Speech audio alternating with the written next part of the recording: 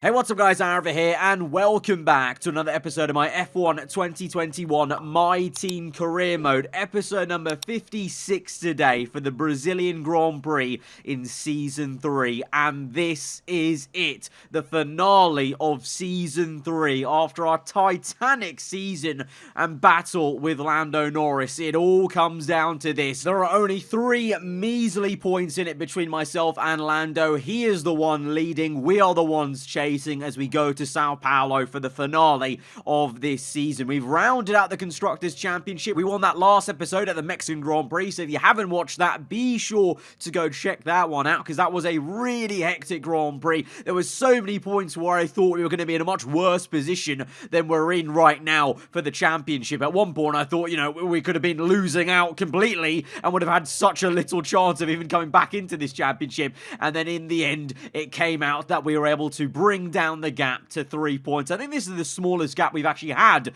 between myself and Lando for most of the season, of course, because we've had some rather massive gaps. At one point we're, I think, 16 or 23 points off the top. So we've done so well to claw our way back into this fight. But now this is it. It comes down to one final race, and it's going to be tricky because Sao Paulo, you don't know what you're going to get in terms of the weather, the tyre wear, the strategy, and on the F1 game specifically, the AI are actually really good around Sao Paulo. I wouldn't say it's my strongest ever circuit as well, so we are going to be up against it, and Lando's been so consistent, the McLarens look so quick at times. There are definitely a lot of things going against us, including the fact that over this season, all our competitors around us, outside of McLaren, have even been getting even more competitive. Ferrari been looking so quick. Red Bull have turned up in the last 2 races. And then we had Pierre Gasly winning the last race with AlphaTauri now. So this is going to be a mighty interesting race with everyone converging so close together in terms of the R&D chart. And that apparently wasn't enough for the F1 game today because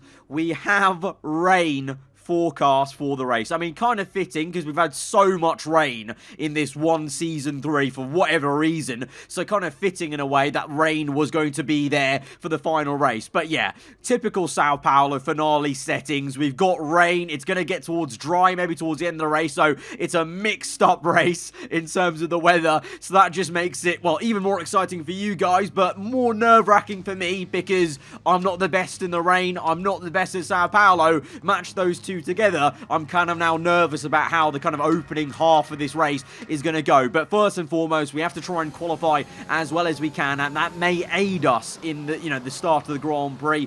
And, well, let's see. I mean, the car, in theory, should go well around Sao Paulo, but as I just, showed you guys, the R&D chart, we've all converged together, which has meant that it's so competitive, and, even if you're a couple of tenths off, you're pretty much, going to be knocked out of Q2, so that's a worry. Schumacher has been looking a bit weak as of late in the last 2 episodes, I will admit. So, I just don't know where we're going to go. But right now in Q1, Fernando Alonso and Verstappen looking strong. As I mentioned, Red Bull, this crazy resurgence. I mean, at one point they were behind Mercedes and Alpine in the championship, and now they're ahead of both those teams because of the performance that Alonso and Verstappen have been putting in the last couple of episodes. As usual for us in Q1, looking a bit lower down the order, but that's fine. We've been there before. It's all about the track rubbering in and us getting used to the car under this very low fuel and driving the car in anger around the circuit. And every circuit we go to, we always speed back up in Q2, and I'm hoping Schumacher can as well because I need him there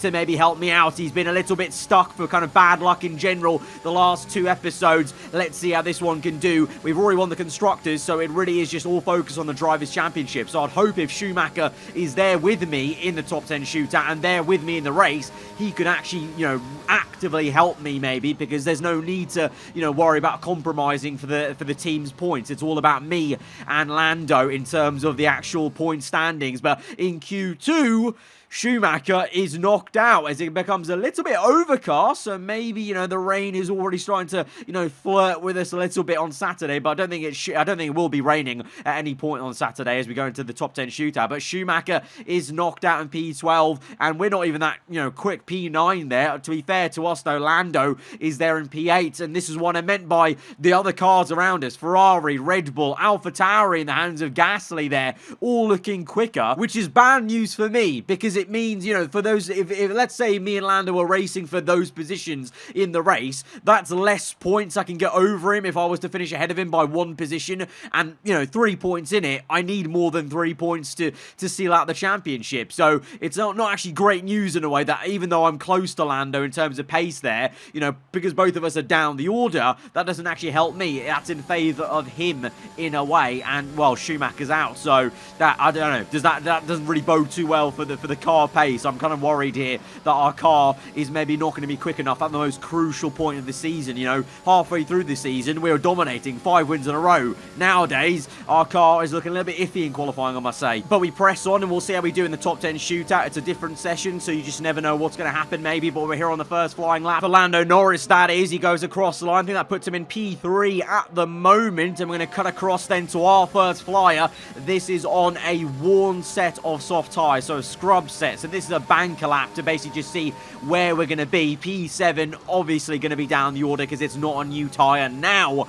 this is our proper run on the fresh set of soft tyres, and we've gone purple the first sector, but only just about a 10th up then on our actual first flying lap. So we must have actually done quite well on the scrub set then, I must say. But now trying to find the groove in the second sector, find the traction. We're getting about another 10th there, 2 tenths up. And meanwhile, further up the road, this is Lando Norris beginning his second flying lap. I don't know whether he had 2 fresh sets. I think he may have, as he got through on 1 lap in Q2. So he begins his second fly to see if he can improve from P4 at the moment, I believe it is. We're in P8, so we need this to be a good lap to catapult ourselves up the order. Nearly half a second more gained across the line, and it's P5 there, and Norris is actually in P3, sorry, not P4, P3 it is, but it's not enough to, you know, get right up there on the same row as him or beat him. So either way, he will be ahead of us on the grid, but let's see, could it be even worse for us? Could he improve and go even better than P3? Lando runs to the line. We look at his steering wheel. I don't think it's any quicker,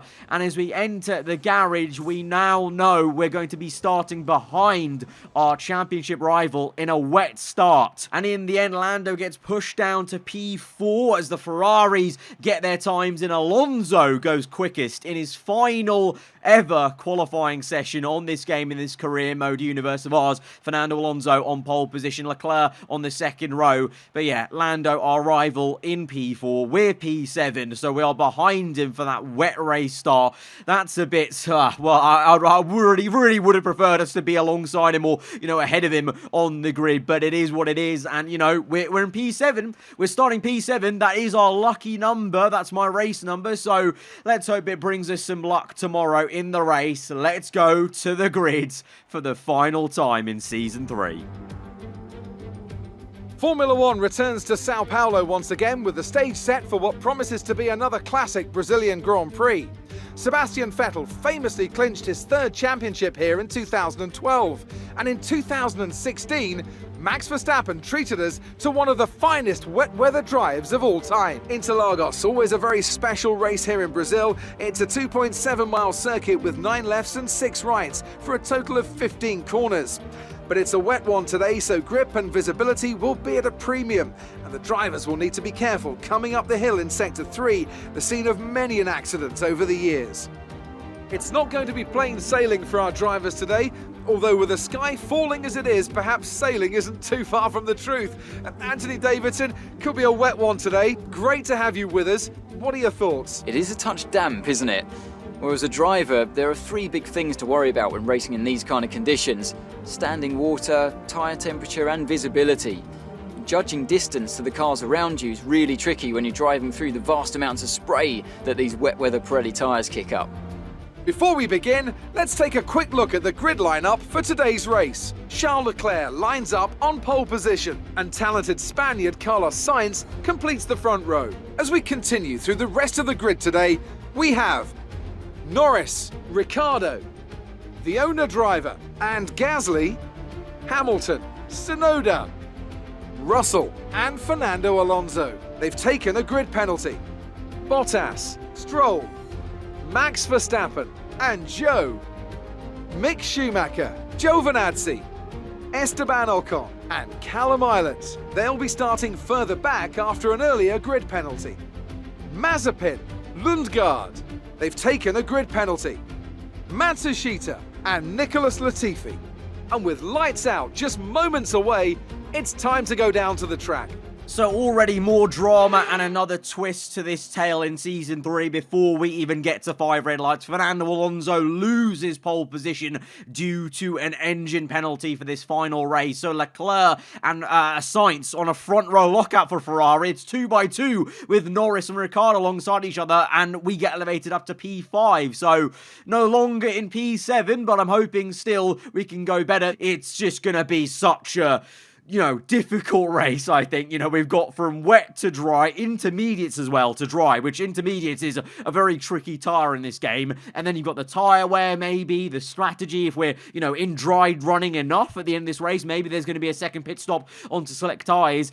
I just don't know. I'm just so nervous because I think, Lando's AI, I've never seen an AI be this consistent in a career mode. Like, normally, I'm the one that's doing what he's doing. Like, I've got more wins than he has this season, yet I'm behind in the championship. That's usually what I do. The roles have been reversed. He's the one with less wins, but he's been so consistent that he's still leading the way. He's controlled the championship pretty much most of the season, you would say. So it is a very weird position to be in. It's not one I'm normally in, but I guess this is it then. It's all come down to this. 15 races have come and gone, but it now comes down to one final outing here in Sao Paulo. It is raining here for the Season 3 finale as we go to 5 red lights. Who will win, Lando or myself? 4 red lights are out and we're underway, and it is a shaky start to slow one from us, and Gasly overtakes us into turn 1. The 2 Ferraris side by side, Norris side by side with his teammate. We go down the inside of the Frenchman in the AlphaTauri. Last race's race winner.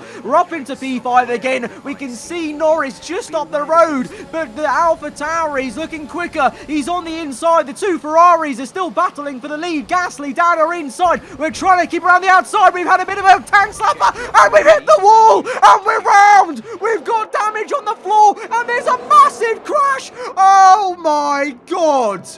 Oh my god. There is a Titanic pile-up at Sao Paulo. Front wings everywhere in the air, on the ground. Schumacher's out, Mazepin's out, Verstappen's got a penalty, Ocon's out. There's another car on the left out of Valtteri Bottas, Stroll. We've got no front wing, and crucially, we've got floor damage. We can change the front wing. The full core safety car's out, but Lando Norris is just chilling in P4, but we've got permanent floor damage for this race. Sebastian Vettel 2012 Red Bull vibe. We've spun around on the opening lap of the final race of Sao Paulo, and we've now got floor damage for the rest of the Grand Prix. I just knew starting the wet at Sao Paulo was just going to end badly for us because the conditions, the track, it's a difficult track in the wet, and we've made a howler of an error on the outside of Gasly there as the rear end stepped, and then we just got sent into the wall just by the momentum and the aquaplaning that is there on the outside. Here's an onboard of Schumacher,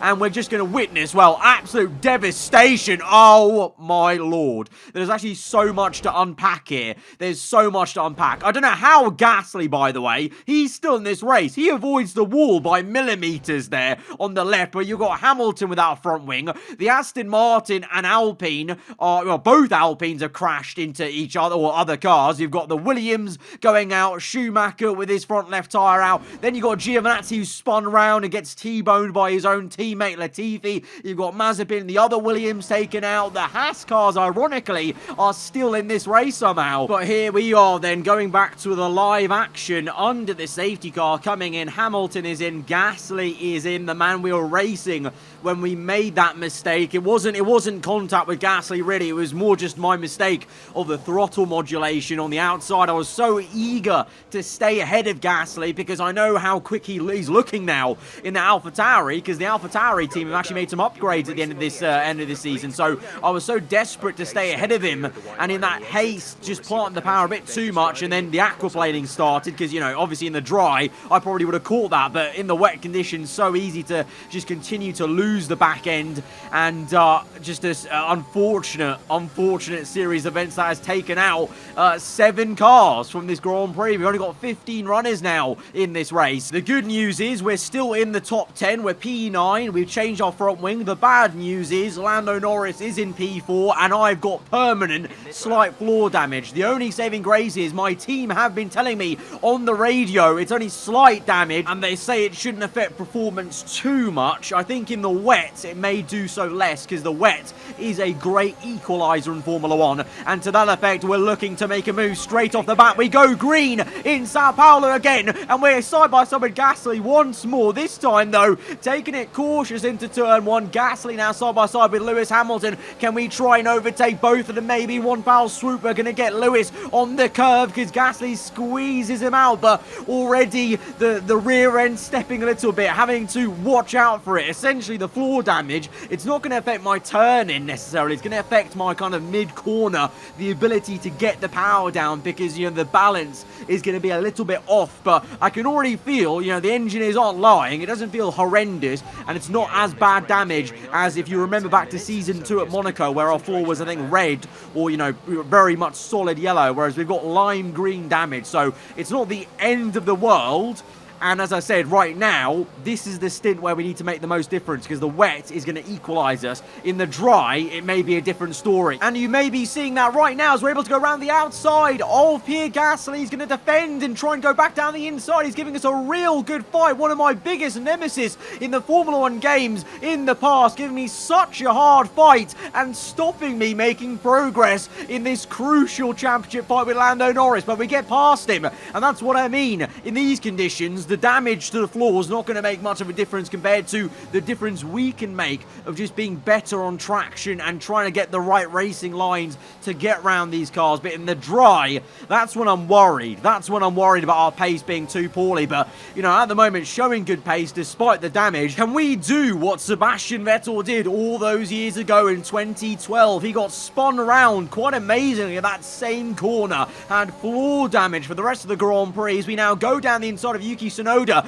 and make another overtake. And just like Sebastian Vettel in 2012, showing great pace despite the floor damage, could we emulate him and beat our title rival still? We've got a lot of laps left, but I just don't know. I just don't know because Lando's been so consistent this season. It's a 1-2 for Ferrari right now. Sainz ahead of Leclerc, Ricciardo, Norris, Alonso. Alonso was on pole, so I'm hoping he can go and overtake Norris and push him down one position minimum. But we're catching Alonso, we're catching Norris. Also remember, we've got fresh inters. These guys have been on inters since the beginning of the Grand Prix. Only me, Gasly. Oh, it's Tsunoda's round. Oh, Tsunoda's spun it. Oh, no. It's such a shame for Yuki Tsunoda. He was doing so well. He was ahead of Gasly, and now he's spun round. I was just showing, just actually, you know, right on cue, you know, demonstrating how tricky the conditions are. And I was about to say the tyre wear may be quite high for these guys who did not make a pit stop onto fresh inters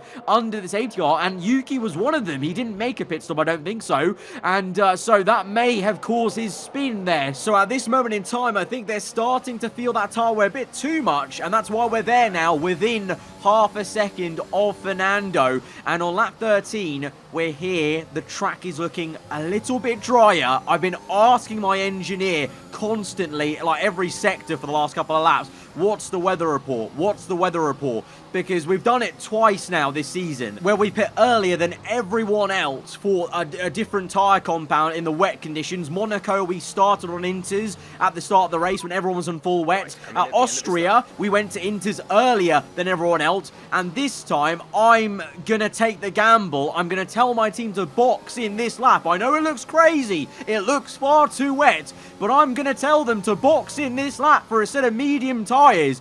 Because what have we got to lose? We've got floor damage. We're 2 cars back. We need to try everything. And in a season where we've done this twice already and it's paid massive dividends, why not try it a third time? We may as well go for it, and we have gone for it. We're going to come in now for the medium compound tyre, and I'm crossing my fingers right now in the commentary box, just hoping and praying that this is the right call, because if it's not, this is throwing away my entire race and championship hopes. But if it's correct, this could jump us ahead of not only Alonso, Norris, it could even get us ahead of Ricciardo and maybe the Ferrari cars. Ooh, it's a little bit slippery there. Opposite lock at the pit lane.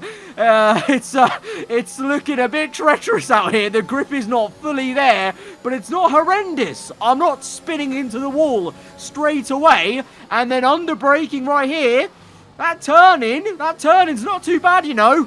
It looks like we'll be running on a dry track soon. Back to dry shortly. That's music to my ears, and that's even more music to my ears. The DRS is enabled. That means it's the crossover. It's time to come in. I think the others will be coming in soon, and the grip, even though it's a little bit slippery out there, the grip is not bad, and I think I've actually got more grip than I had on the intermediates. This gamble may pay off for us once again. This has been the season of gambles. How many times have we been in a worse position? We've been in the slower car and we've made a strategy gamble, a 300 IQ play, and we've jumped ahead 1 Grand Prix because of it. And so we've done it again in the final race, and Lando has to double stack. Ricciardo comes in and he comes in, so he loses more time in the pit lane as well. He's on softs, but we're through. We're past Gasly, we're past Norris, we're going to be past Alonso as well as we go through into the first CNRS. And we're here up to P4 now on lap 15. Leclerc, Ricciardo, they've come in. They're ahead of me on the soft compound tyre, but we've jumped Alonso, and we have jumped, crucially, Lando Norris, who finds himself behind Pierre Gasly now due to the double stack he had with McLaren. But now this is the really interesting part of the race then. It's going to get drier and drier, and I may get slower and slower due to that floor damage. Alonso, the man on pole, tries to overtake us. We pinch him into the apex of that left-hander kink, but he's flying with DRS open and enabled now for him as we set the fast lap of the Grand Prix. He's on our outside, he's on the soft compound. Everyone has opted for the soft, so I wonder they're surely going to have to make another pit stop. So I didn't mean to do this on purpose, but I actually may be in a track position advantage later in this race because they may be pitting again. I think we should go to the end because we've got 20 laps to go. Now, that's a lot. That's a long way to go on mediums, but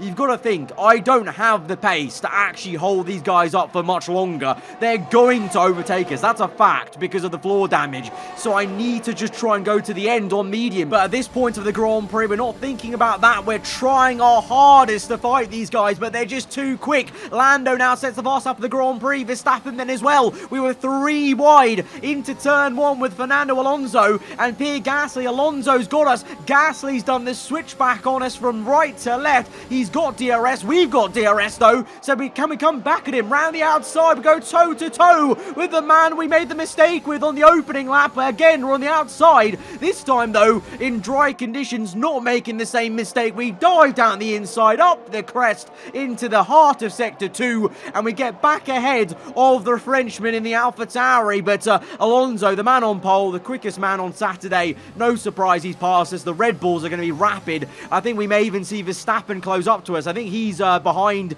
Norris in P8 at the moment, but we're just trying to make our car as wide as possible to hold up Gasly, hold up Lando. The more we can hold up Lando especially, the better, because then when he makes his pit stop for another set of soft tyres, I assume he'll be further back, and that gives us more of a cushion. But this is now our race. This is our race, defending as hard as we can, but you know, with the damage to the floor, you know, there's only so much I can do. Gasly on the inside, and he's completely done me. I try to turn in a little bit tighter to get a good run through this NRS, but the floor is not allowing me to do so. You maybe saw the car floating about mid-corner, and now Lando is nearly going for a move. We're going to squeeze him and make sure he doesn't get past us, and we maintain the P6. We can't let him overtake us at this first stint. You know, we just can't. We have to defend against him, but Verstappen's there as well, and we just saw how quick Alonso flew past us. I wouldn't be surprised if Verstappen, well, there you go. Verstappen's already taken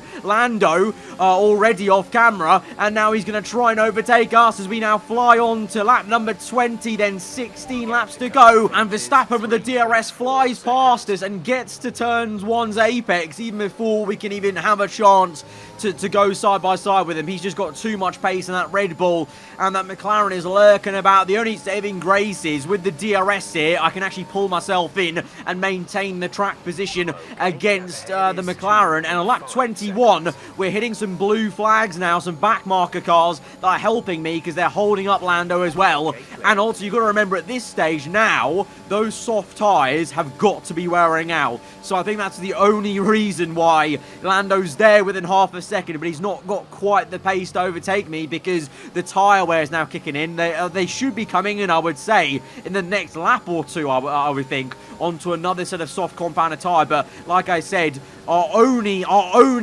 strategy here is to stay out to the end. That's the only way I'm beating Norris today in the race and then also in the championship. That's the only plausible way we can do this, because if we make a pit stop, there's just no way I'm holding him up for that long.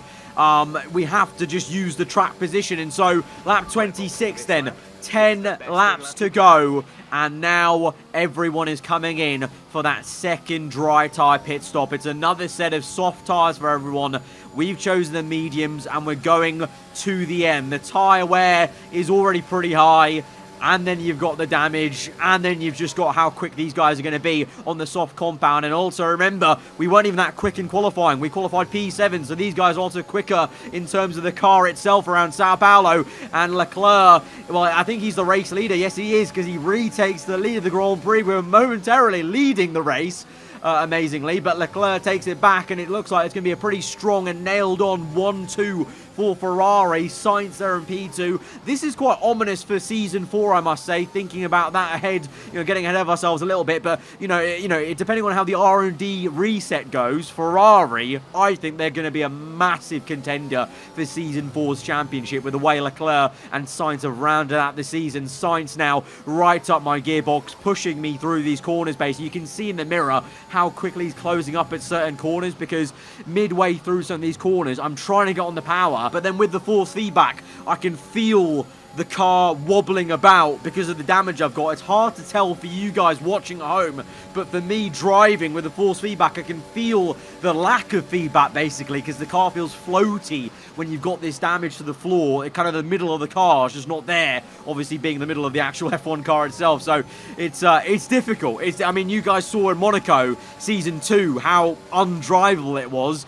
This, I'm doing an okay job just to keep this car going at this sort of pace, I feel. It's lap 29. We're down to P3 now. Ricciardo in the mirrors. We're trying our hardest, but just a wash of understeer up the hill, and Ricciardo's through. It's like taking candy from a baby. We lock up, and the rear end steps out. We almost rear end the McLaren, and then Fernando Alonso goes waltzing around the outside. It's just like, it's just so painful. It's painful to watch. We have no answer for these guys. This is a question of, looking in the mini-map of how far back Lando is. It's a question of if he can bridge the gap. And if the people ahead of him, Gasly and Verstappen, if they can bridge the gap. Because remember, if we fall down to about P7, if we're one position ahead of Lando, that's not enough. We won't get 3 points on him to win the championship. So I need at least minimum one car in between myself and Lando. And that may have to be Gasly, weirdly enough. The man who was racing when we had the contact, when we had the spin on lap 1. He's racing me now into turn 1, lap 31. 5 laps to go. We have to give Gasly a good fight compared to everyone else, because he's my only hope, weirdly enough, of trying to win this championship. I need him in between myself and Lando. Verstappen in P7, I just know he's going to overtake us. He's in the fastest car around Sao Paulo. Alonso waltzed by us. He's going to overtake Gasly. He's going to overtake me. It's all about trying to keep Pierre Gasly in between myself and Lando as we now move on to another really nerve-wracking lap. Lap 32, Gasly round the outside. It's a great dive from the Frenchman, but we defend, and there's Verstappen. There you go. He pounces, he makes his move, and he's up into P6. But you know what? Gasly with a great exit. He's got DRS and Gasly comes back at him. This is amazing for us. This is good news because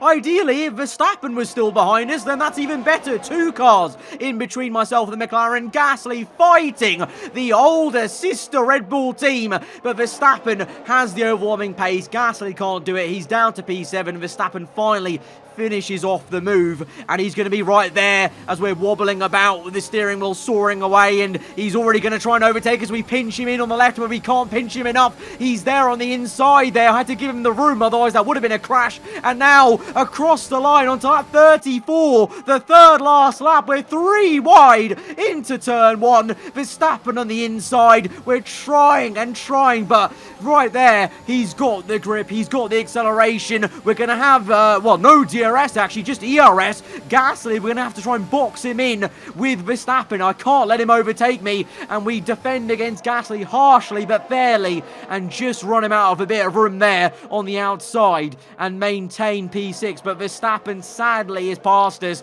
and there is Lando lurking in P8. And as we go on through the laps towards the end of this Grand Prix, I hate to say it, but it seems like the writing may be on the wall. How much longer can I keep Gasly behind? And the thing is, Lando is now closing up to us. Gasly with DRS on the inside. Look how worn my tyres are as well. So we've got the damage and now worn out medium compounder tyres. We squeeze out the Frenchman, but now Norris is there. He's within DRS of the AlphaTauri. If Lando overtakes Gasly, it's game over. It doesn't matter where I finish in terms of ahead of him. If he gets Gasly, that is it. And we go on now through the last corner into the final lap of season 3 of this Brazilian Grand Prix. The tyre wears nearly at 65% tyre puncture region maybe. We've got the damage across the line for one final lap, trying our best to defend against Gasly whilst also trying to keep Norris behind him. It's all just so difficult.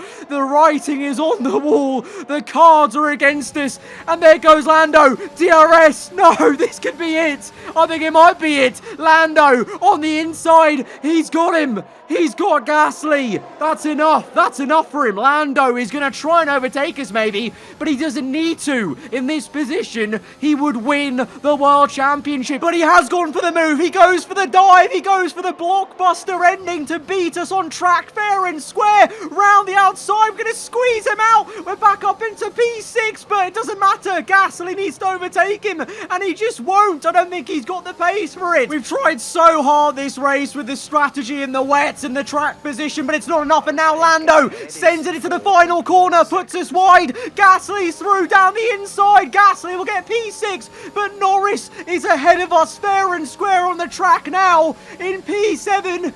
It's over. That's it. We've tried to do the fairy tale comeback, but it was just too much to ask today. Lando Norris wins his first ever World Drivers' Championship in Formula 1 in this career mode.